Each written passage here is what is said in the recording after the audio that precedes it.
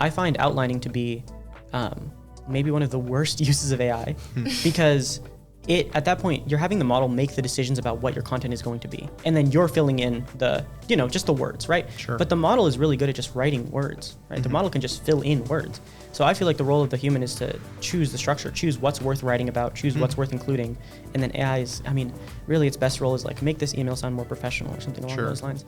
And then aside from that. All right, everyone, welcome back to Discourse Debrief Season 3, Episode 3. We're here today. Abby is going to explain our event, and then we will go from there. Yeah, so the UA Discourse Series is having an event on October 7th at 7 p.m., room to be announced, and it is the future of AI and education. It's going to be a panel with me, Peyton, and Logan, and some professors. Yeah, so make sure you attend that. Our Instagram will have more information as we learn more. Peyton, you have a friend here. I do have a friend here. So before we get into today's topic, close friend of mine, Jordan Rodriguez, go ahead and tell us a little bit about yourself. Hello, so I'm Jordan. I primarily identify as Peyton's close friend. And then besides that, I sometimes study computer science. So right now I'm doing a master's degree in computer science, and I'm doing some research. So I have a focus mostly on natural language processing I've done like some health and computer science research. Cool.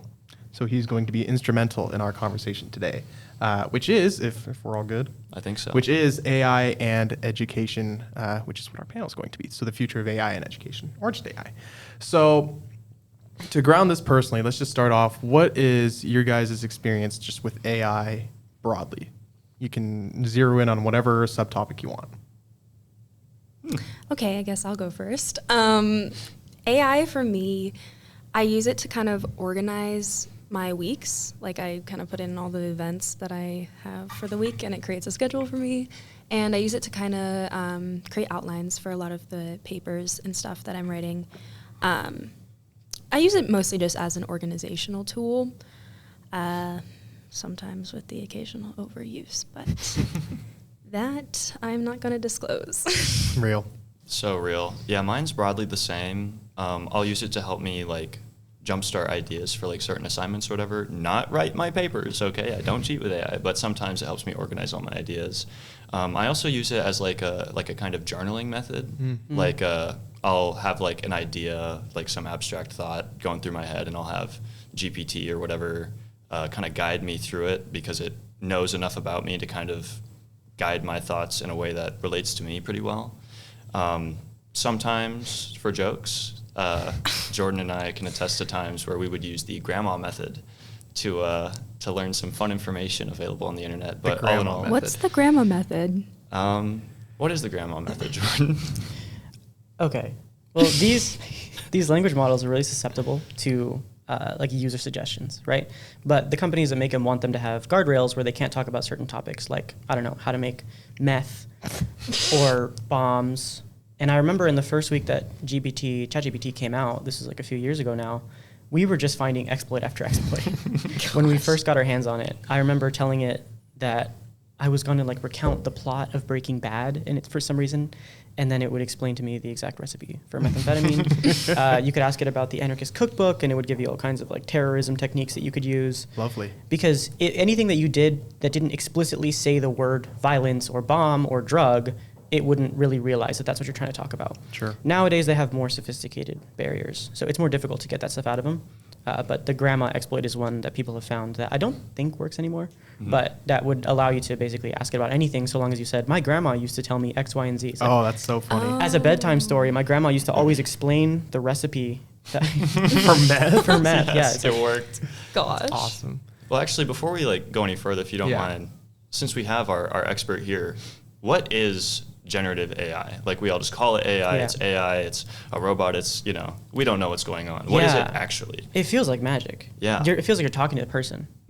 But underneath all of that is a thing called a neural network that is basically just a really complicated guessing machine. And what it's guessing is what the next word it's going to put out is. So the way that it works is it's really like autocorrect on your phone, or like where your keyboard has suggestions for the next word. You've typed a certain text. It's like, I'm going to go to blank. And then it says, well, the grocery store or school or whatever. These are the options that it pops up. It's guessing that based on all the text that it's read of yours and other people, right? What's the most likely thing that's going to come next in the sentence? And ChatGPT is like a really, really sophisticated version of that next word prediction, where you type in a question, and then it generates kind of the most plausible, most likely response to that question based on ingesting like millions and millions and millions of examples from the internet, from books, from all kinds of sources, basically.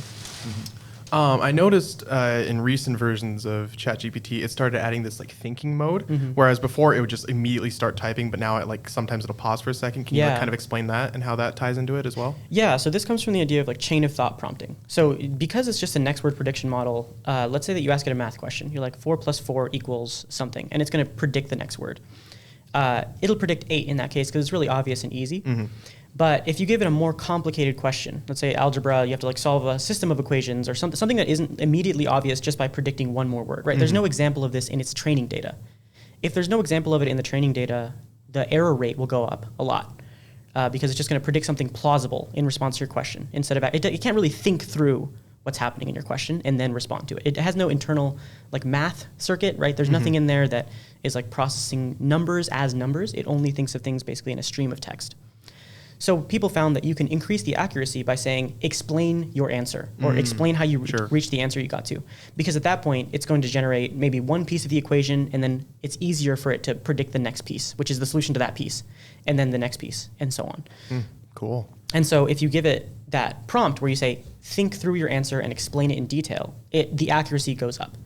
So these models that have this thinking mode now, it's like a more complicated version of that. But all it's doing is just generating more text, and that text is kind of a support for it, so that it's not just generating something plausible sounding, but hopefully it has more background in that explanation.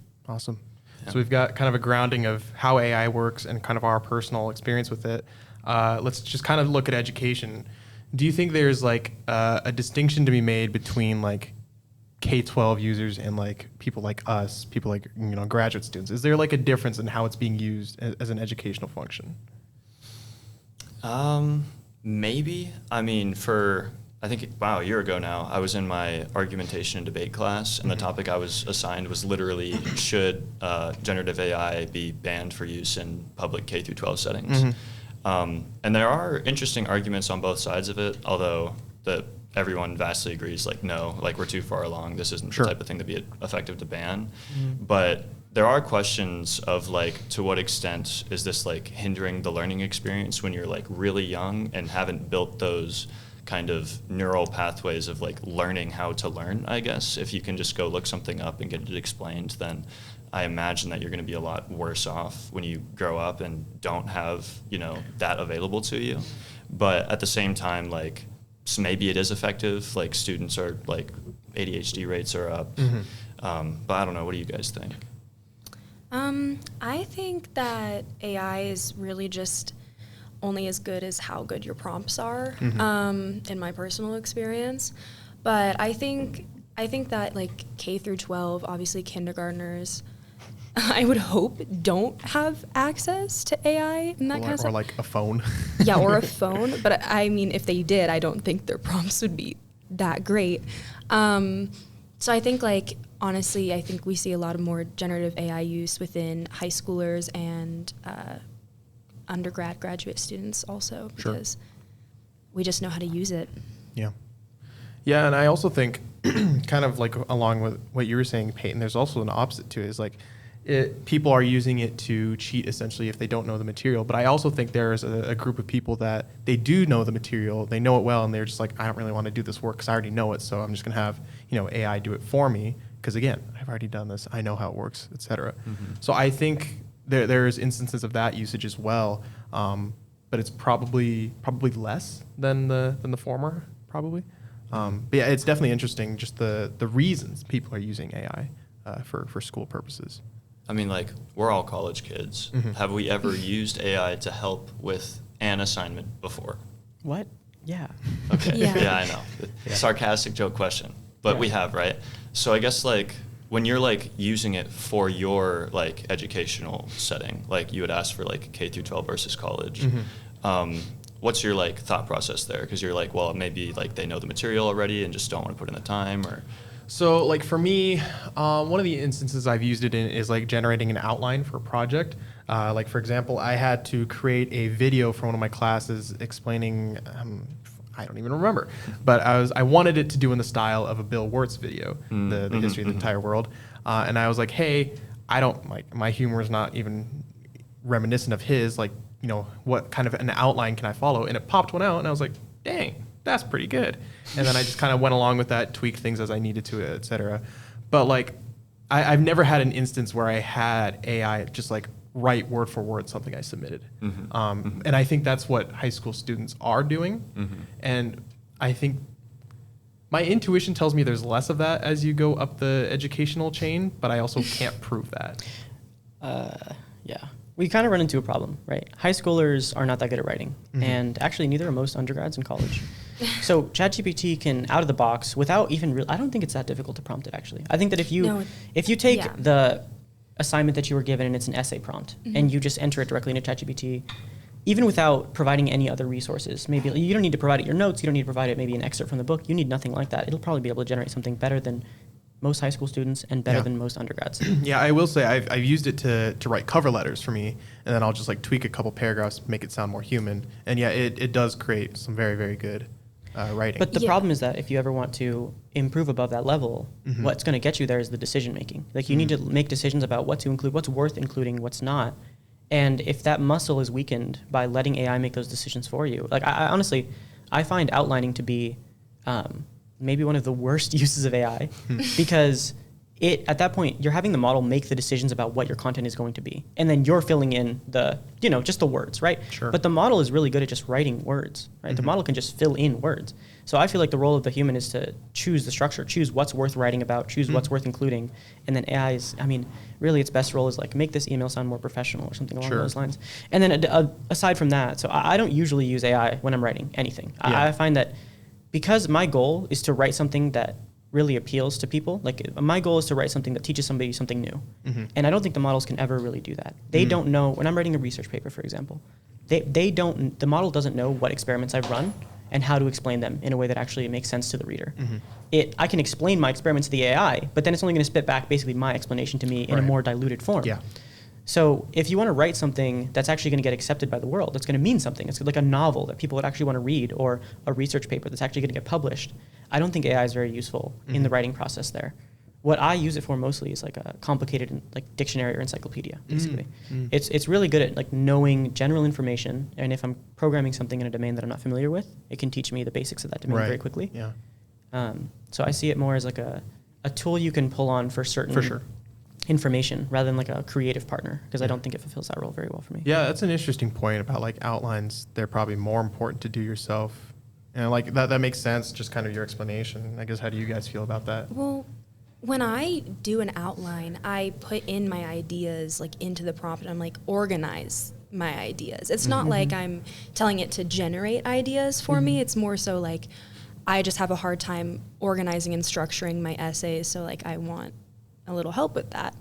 But yeah, and just to clarify, I don't think it's hard to prompt AI. I just mean like it's hard to prompt AI without getting caught in the sense. Do you know what I mean? Like, Yeah. Because it's kind of obvious when a high schooler is writing a really high level paper in the writing like sense. Or it's You're just like that's perfect grammar. That's AI. That's not There's you. a definite tone that the models use, which is now it stands out It's like a very sore passive. thumb. Yeah. It's not just passive. Sometimes like very bubbly. Sometimes it's like it's over explaining things. It tends to do. It's not just blank; it's blank. Well, Yeah. and it's hard Oh, too God.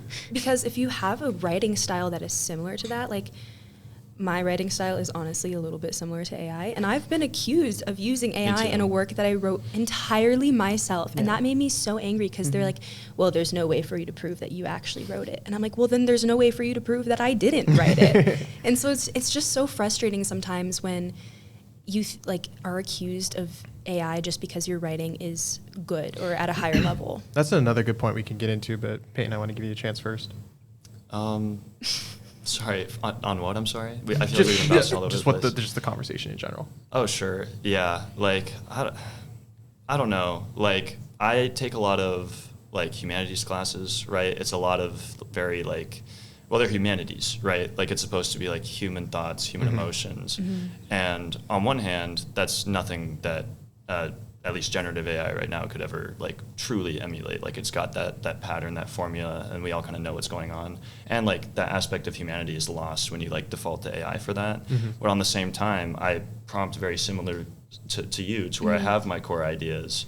and then I have like, the constraints of the paper or whatever, and I just want to find a way to optimize it such that I can maybe convey those ideas better. So I think that there's a role for AI to play, but I kind of want to shift the conversation to what have you experienced with your like teachers and professors? Like Sure. how do they react to it? Because some of mine have been, this is the way it is now. You can, just be cite it if you use it. Others have been outright, no, we're not doing this at all. You need to write your papers in class. Like, what have your professors been their reactions? So my primary one, and she's actually going to be part of the event, hopefully. She says before her classes at the beginning of the semester, I want you to be able to do something that a machine can't. So whether that's from a creative standpoint, whether that's from an informational standpoint, whatever, do something a machine can't. So it's like you can use AI, but like she expects more out of you. And then in another class I had, it was a law class in the spring. It was at the end of each paper, you put how you used AI. So you might put in bold, I did not use Gen AI for this assignment, or I used Gen AI for ideas or sources or something like that. So like, I think a lot of classes have accepted that it's almost inevitable that students will use AI whether they want them to or not. So it's just like, okay, tell me how you're using it, or, push yourself to be better or something like that. Yeah, I guess that the people are making different decisions. And when a professor decides that they don't want Gen AI to be involved, I think the problem is that it's basically impossible to regulate. Yeah. And what you were getting at is like detection as well. So there's the gut check intuition, which a lot of professors will use to accuse students. Yeah. And I think that's misguided.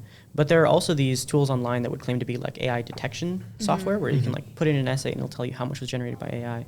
And that kind of thing is also like extremely faulty. It's like basically completely ineffective. Because it's used by AI. Yeah, I mean, if you change the prompt, it's very easy to bypass them, and they're biased against non-native English speakers, for example. Like these kinds of tools can lead to all kinds of problems when you're accusing people without the right foundation. But as a TA in a programming class, I've like looked at student solutions and said, this is so obviously AI that I want to peel my own face off, because I hate wasting my time trying to help somebody that didn't even write this code, or trying to like give grading feedback where it's like, this was an awkward way to do this, or something that was very common. They would use techniques that we hadn't taught in class yet, right? These are like very introductory programming courses, like Computer Science 120.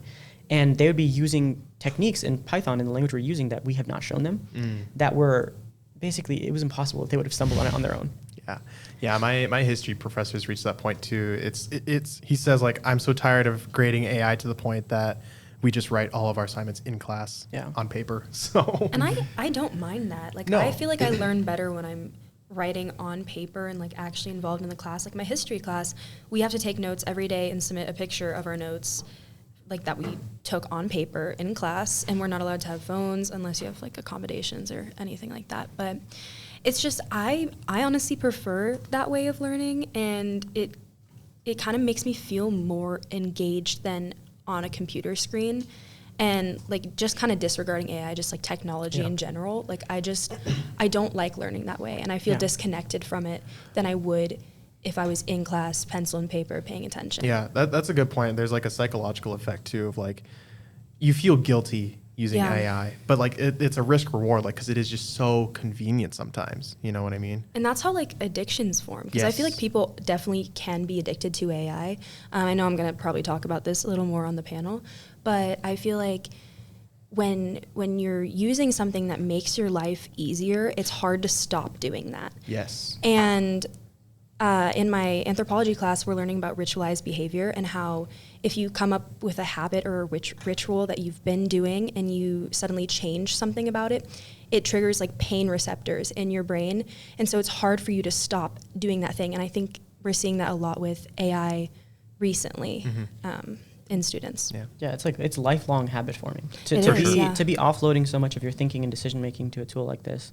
Or even to be offloading the simple things like grammar checking. Like if you don't even really pay attention to your grammar because you know that you're just going to spit it through Grammarly AI or whatever it is, that I think that not using those muscles puts you in a really bad position. So yeah, like being connected physically in the classroom, even without laptops, before generative AI was a thing, a room full of students staring down at laptops is terrible. It's a terrible experience as a student. It's a terrible experience as a professor, especially if you're teaching people that you can't even tell if they're like playing a game on their laptop or they're browsing Reddit. It I doesn't. see people shopping in front of me Yeah. in class. I have played chess. And that's part of the broader problem, right? People have like very shortened attention spans. Yep. They constantly need stimulation. And AI TikTok. fills this role where you might have had to think, right? You might have been able to scroll TikTok 8 hours a day, but for the final few hours, you had to write your essay.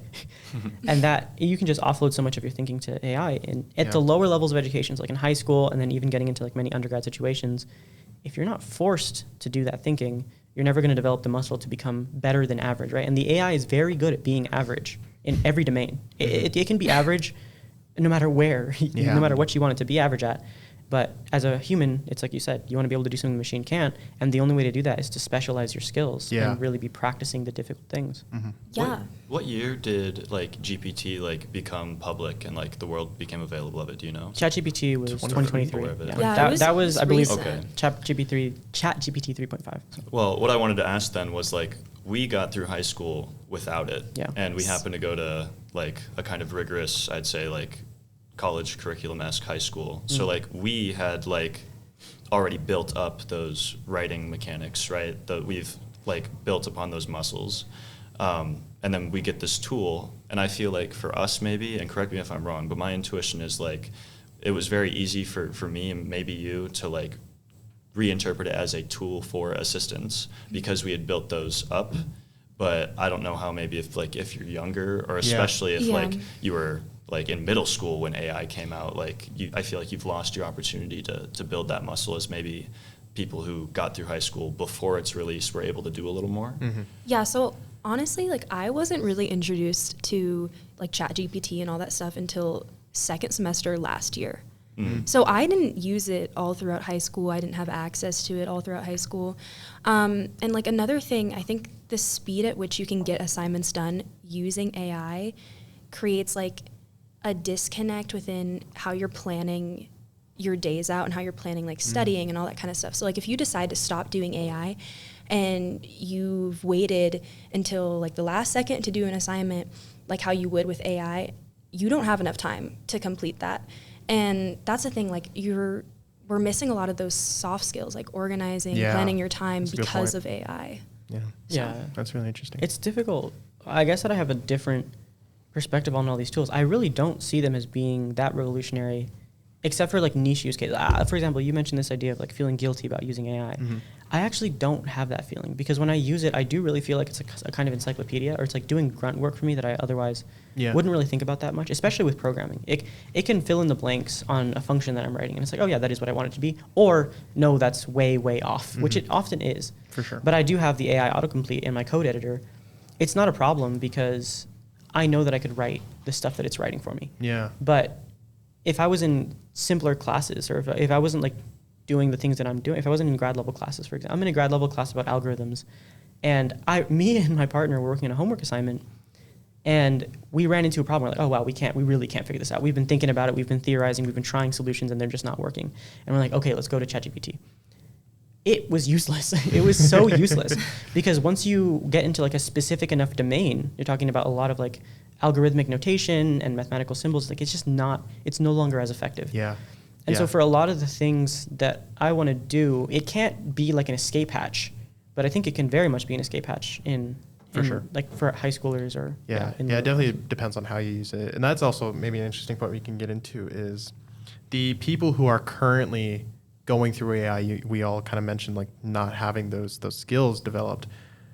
Once they get to our level, Peyton, you're a senior, you know, where they're in college level courses, they need to graduate, and maybe data is not as available to the AI that they need to use. There is going to be a mass like culling of students because they don't know how to actually do the work, because AI doesn't have all the information there in like advanced classes. So, I mean, what do we think of that? Is there just going to be like a mass exodus of students in the coming years because they just can't pass a class? I mean, to me, I think it's more probable that like generative AI just continues to get better. Like we're like flooding that technology with money, awareness. Everyone's aware of it. Like I don't even know why it is, but every single time I see every single company of any sector being like AI enhanced, I just get really annoyed. Like I feel like it's a little disingenuous. It's like a trend or like like a trend, well, right? Yeah, it is. But nonetheless, this is still like a hugely popular and like to an extent revolutionary technology that I imagine is going to get stronger, but maybe you would understand a little more That about is that. an interesting thing to discuss, because the way that they've been making these models better iteration over iteration is like increasing the size, basically. So the parameter size is the size of that neural network that I was talking about before, which is the prediction engine inside. So they just make it bigger and bigger and bigger, and it ostensibly gets better at doing its job over that time. So ChatGPT 4, ChatGPT 5, these are obviously better than the previous iterations. But there's a genuine question about whether this is long-term scalable. Yeah. Because people are talking about how large language models could be the path to AGI, artificial general intelligence. It's like human intelligence or better in like any task you can think of. Is that the point where AI starts to improve itself? Well, yes, ideally that would be the idea. If it can be really like better than human performance, then of course it could train a new version. It could figure out what techniques need to be used that right now human AI engineers are figuring out. So AGI is this like event horizon that everyone is looking for, and everyone's predicting when it might happen or if it'll happen. And there's a question about whether LLMs are the path to achieving that. And it's a genuine open question, whether these engines with their ability to just predict the next word can ever reach that level of intelligence where it'll like pass this threshold. And recently we've seen something of a plateau. People were talking about this, especially with ChatGPT 5. It no longer is this like huge jump in performance that we were seeing before. And in a sense, we've run out of data. It has already ingested the entire internet, and there's not much more to give it. So we're reaching something of a plateau in performance on these LLMs. And if I were to speculate a little bit, way outside of the bounds that I think I have the expertise to do, I don't think this will be the path to artificial general intelligence. I think that these definitely reach a cap of their effectiveness and their intelligence. Yeah, that's interesting.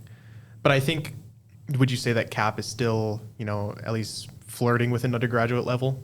Like maybe not a graduate level, but certainly I think somewhere in the I think it could even be like at beyond a graduate level. I think it could be like, in terms of like writing ability, it could definitely exceed that. But like I was saying, what you really are looking for is new ideas. Yeah. Right. It's not just like what vocabulary you're using. So, yes, it can seem to be pretty well written, but I find that most AI things are very like they're not actually well written. Because when I read something that's well written, I am kind of taken from sentence to sentence, always looking for more and learning something from it. And that is not a feeling I often get when reading AI. It feels to me like I'm always reading like Wikipedia, no matter what the topic is. Sure. Which is not very compelling in the research world, especially. Like, if I read a paper with that tone, I would be very underwhelmed. Yeah. Yeah, and I found, obviously, depending on the topic, that anything AI kind of spits out is like a lot of filler, not a lot of like actual hard information. Well, kind of very tangentially related. I just looked at this image and remembered that there's more to AI. Yes. There's AI images. There's grok. There's like a very like cultural, almost entertainment kind of aspect to AI, whether it's intentional or not. But I'm just curious, like what y'all make of that, like AI like videos, AI like slop. deepfakes, AI slop. Like what does that mean? I feel like AI imaging is really harmful to society. So my senior year of high school, I had an internship at the district attorney's office in Denton County, Texas. And a lot of the recent problems were like child pornography, but it was AI generated. So there wasn't, it was hard to like prosecute people because there wasn't a victim. Like there wasn't like a specific victim of this kind of harm.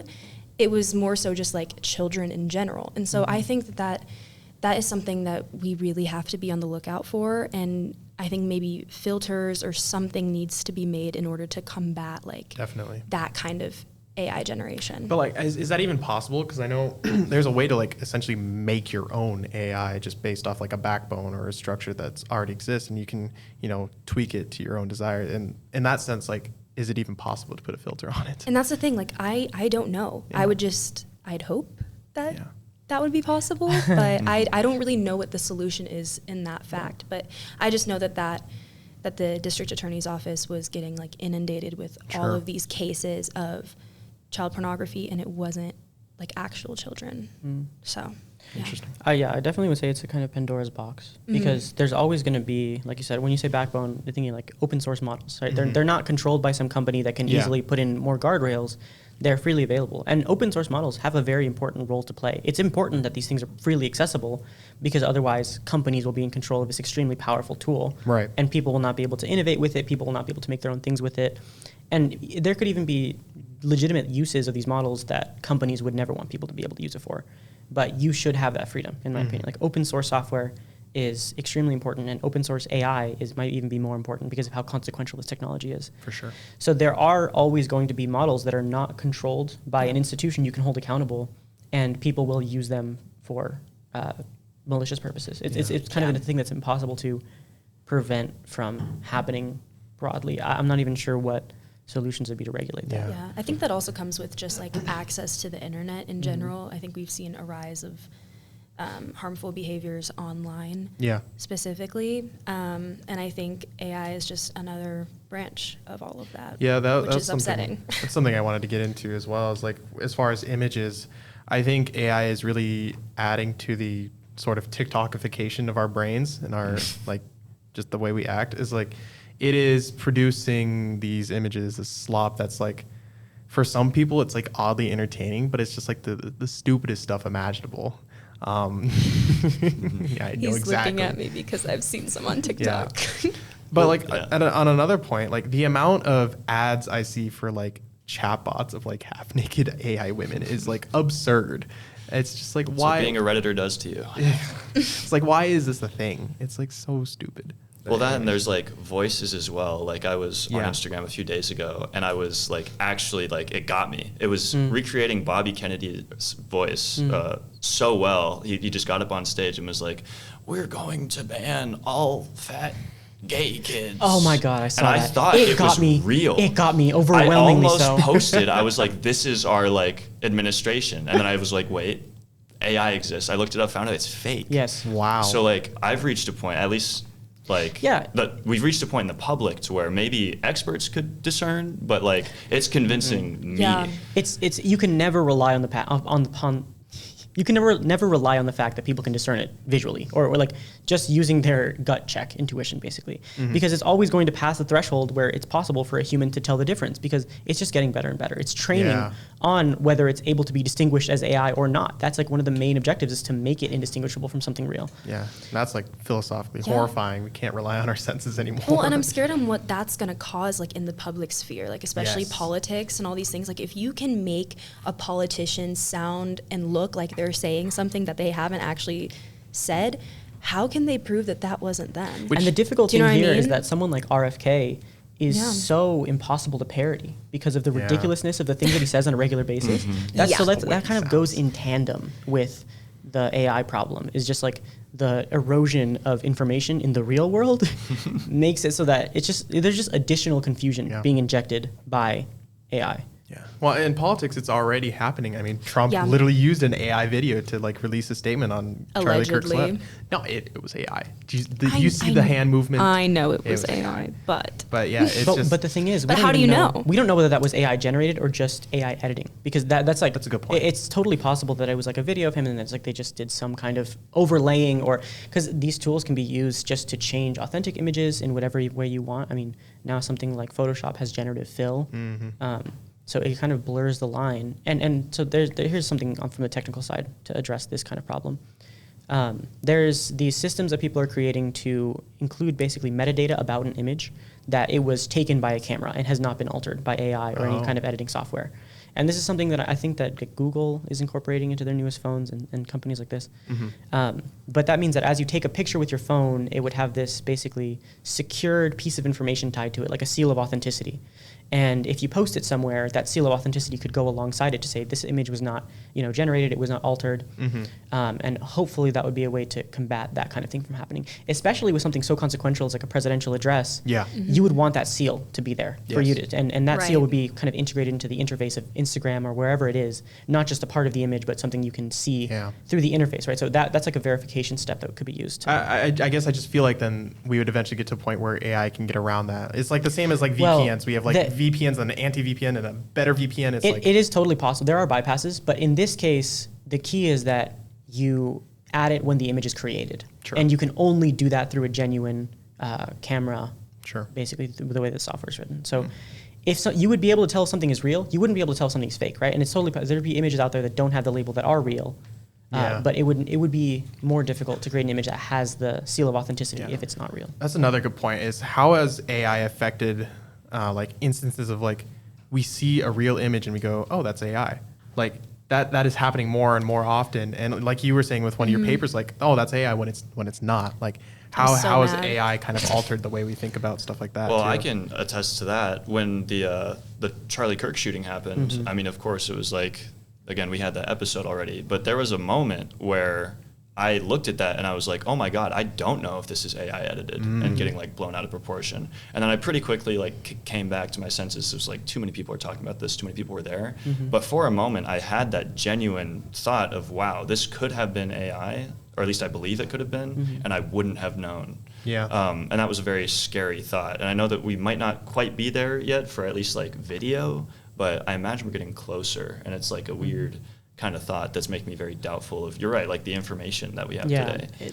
Another issue that comes alongside all this is like the cheapening of art, the cheapening of beautiful photos. You look at, there was a photographer I read about online that was talking about how people now call all his images like fake and made by AI. Yeah. Even though it could be a very difficult drone shot of like a beautiful coastline, but that is the kind of thing that AI makes, right? It makes images that are kind of almost surreally picturesque. Yeah. And so when human creatives go to all this effort to make these things, to be called out as AI is like really probably disheartening. For sure. And that extends to every domain of creativity. It extends to poetry. The Studio Ghibli filter, for example, really cheapened that whole art style. You look at one of these movies, it's been like painstakingly animated to be a masterpiece. And you're like, oh, it just kind of looks like, the image that I took of myself and then I put on this filter, no matter what it is. Well, and additionally, like, it hurts kind of creatively to be told like it's AI, but it also hurts your profits because who's going to pay whatever you're asking when you can just go and make it in ChatGPT or whatever. So yeah, there's definitely the arts, I think, will probably suffer the most, if not the educational department. I think that I disagree with that. Really? I don't think that the arts, in some cases that's true. Some of the, I guess if I think of it over, like some of the creative work that people are doing, they're getting hired to fulfill a certain role. And in that case, there probably will be less, for example, freelance work for cinematographers. Sure. If you can always just generate like a perfect looking B-roll shot just with an AI model. But when it comes to people actually like creating art, I think that can only really go up in value as we're increasingly inundated by slop. I think that people will be seeking out creatives that know how to navigate these times and know how to like create good things that actually speak. I think that the main thing is it has a message for you, right? It's actually a human trying to communicate something to you. Yeah. Yeah. And I think the thing that I worry about most is AI becoming like the new scammers of our generation. So like, elderly people, I'm sure your grandmas, grandpas have had instances where they're like, hey, I received this phone call saying that I need to put in my bank account information because of this, or they've received like a letter or an email or something like that. And I'm worried that like we're gonna have a hard time differentiating between what's AI and what's real. And like another thing that I've seen on social media, I know TikTok and Instagram, there is a little button that you can click before you post something that says like this was AI generated. So I wonder if like us as a human population are going to get sick of not being able to tell the difference, and if we create something, like if we're just going to start pressing that button if like we create something generated by AI. I don't know. But I don't know that like that's all just up to, because I think right now it's people creating these things using AI. Is it just going to be AI creating AI? Well, and that's the thing is like we've kind of been just so accelerating in this area of technology that like we don't really know how to handle it. So like we are still trying to find solutions and workarounds, et cetera. Something I've consistently been shocked by is how unprepared, how everyone's trying to wrangle with this thing. I think we've said a lot of stuff in this podcast that almost seems obvious in this moment. Like everyone is having these conversations with their friends. Every professor's trying to deal with this with their students. And so it's in the zeitgeist, all these problems that we have that we're all trying to figure out at the same time. But what shocked me is that like even as you go up levels and levels and levels of like institutional leadership, for example, I went to a conference where there were several like heads of universities, like very prominent universities, and the panel was to discuss the implications of AI for their schools. And I heard them saying stuff that I knew not to be plausible, or stuff that really just the same stuff that I had been saying to my friends, right? It's like, oh, this is going to really impact education because people can write essays now without doing any effort. It's like, yeah, that's obvious. There are so many people across our society that are responsible, for example, for a university, and they don't have the answers any more than we do, which is what's so frightening about the technology. The government doesn't have the answers that we don't. Yeah. Basically, these are all open questions, and we're all kind of wrestling with them in real time with no way to stop. Well, like based off of that, then like just all of our like intuitive opinions go around in a circle. Maybe is this a good or bad thing happening to us right now? What? Like AI. It's, like it's do, kind do of you an oversimplification, yeah. do you think that it'll be like better or worse or I'm very optimistic in general. you yeah, are? I have mixed emotions about it because I feel like it's good and bad. Like I feel like it's a good tool, but then again, I feel like it gets out of hand. So Yeah. I mean, I guess I would say in total it's bad Okay. because of the mental effects that it's having on students, teenagers, and then again the effects that it's having on the arts and then also education. Yeah. Mm-hmm. Well, or go ahead. No, go ahead. I'm going to jump to a different thing. Oh, sure. Yeah, I just think of like the internet, like big new technology made some shifts in like societies, like, you know, habits, thoughts, that kind of thing. A lot of very good things, some bad. I imagine it'll be broadly the same with this. Yeah, I agree with that. I mean, the internet now, it seems so normal to us, but it turned so many things upside down, Yeah. especially as it was emerging. I do think AI will be like that, but if I look at the effect the internet has had on the whole, I think about TikTok as being the, like, one of the isolated examples of something that couldn't have existed without the internet, and now is kind of the exemplification of the internet. Yeah. It has ruined people's attention spans. Yeah. Yeah. People are struggling in so many ways because of how addicted they are to their devices via the internet, because of the internet. I'm not so sure that we can easily say whether the internet was good or bad for society, much less this like newly emerging thing. Yeah. Yeah, I think within time maybe we'll have more ideas about it, or maybe we'll learn to hone AI a little bit better. Sure. But Yeah. I don't know. I think right now it's just kind of, I think it's bad. Yeah. But So yeah. I guess as a sort of wrapping up question, you know, AI, good, bad, whatever. I want to know, what do you guys think is the path forward? What will the future look like? And if you don't know, like on a societal level, just personally, like what is the future of AI for you or for the whole? And whoever wants to start.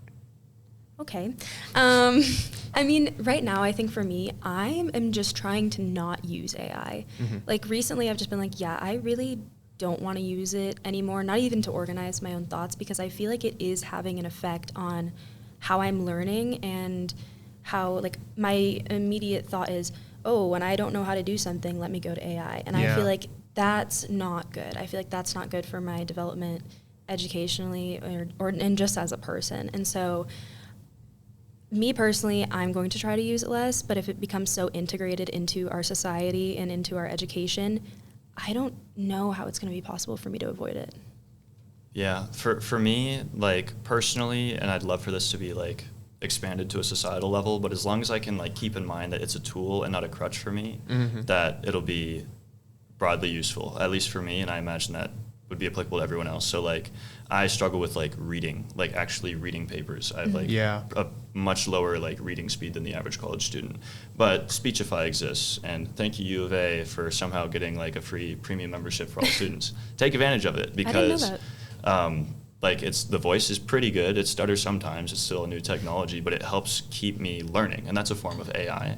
For GPT, Sorry, Speechify just reads the paper to you basically? in an AI voice. Okay. Yeah. And like for like GPT, that kind of thing, it's the same kind of premise to where like I don't want to use it to be a crutch. I don't want to be cheating with it because I know I'm doing myself and probably the world a disservice. Yeah. And of course I'm not perfect. Of course I might like default to Agrok, what's this or whatever the hell. But like as long as I can remember that it's a tool that I don't want to rely on, then I think it'll be good. Yeah. I just don't know how easy it'll be for the rest of the world to kind of Yeah. truly internalize that. Yeah, I mean, my answer is pretty much the same. I mean, you think, take like a knife. In someone's hands, it's a murder weapon. In a doctor's hands, it's used to like heal a wound. So it's very much dependent on how you use it, who uses it, et cetera. So I think, being able to separate yourself from using it as a way to cheat versus using it as like a last resort is probably the way to go. But you have to do that yourself because no one's going to do it for you. Teachers can't mandate it or like enforce it. So it is very much from a personal level, it has to come from yourself. So yeah, that's my thought. But Yeah, I think there's going to be this broad movement towards more embodied living, basically. I think that people are very much hungry for connection with other humans, and the internet is increasingly going to be a hellscape because of how much AI-generated slop will be on there, how much misinformation, how much rage bait, how much like just false, basically AI-generated slop will be on there. Yeah. I think that people are going to increasingly crave connection with other people in a way that you know to be real, because if you're having an argument in the comment section of a TikTok, it literally might be a Russian misinformation bot, and you're wasting your time and energy. So there's so many potential avenues for wasting time, energy, and precious human life that I think people are going to continue seeking like the real and the personal. I would say if you're arguing in TikTok comments, you're wasting your time no matter what, if it's AI or not. Yeah, I mean, that's what I said broadly about the internet. Yeah, the internet. Yeah. Yeah, for sure. Well, any last thoughts before we wrap this up? No. Do you want me to introduce our topic for next week? Yes, thank you. Yeah, so next week we're going to be talking about health as it is and the future of health. And we're going to be diving into subtopics like abortion, addiction, medicine. Tylenol. Tylenol. So yeah, I'm really excited for that one. I think it'll be good and productive. So. Yeah. I really do like Tylenol. Yeah. Me too. I consume it in bulk. My Just mom kidding. took it a Don't do lot that. when she was pregnant with me. I take it daily. Oh, okay. Well, don't get pregnant. Do not get pregnant. Only take Tylenol if you really, really need to. So anyway, we will dive into this next week. Yeah. Yes. All right. Well, that's been us talking about AI. Thank you guys for tuning in. I've been Logan. Peyton. I've been Abby. Jordan. And we will see you guys next week. Thank you. Bye, guys. Goodbye.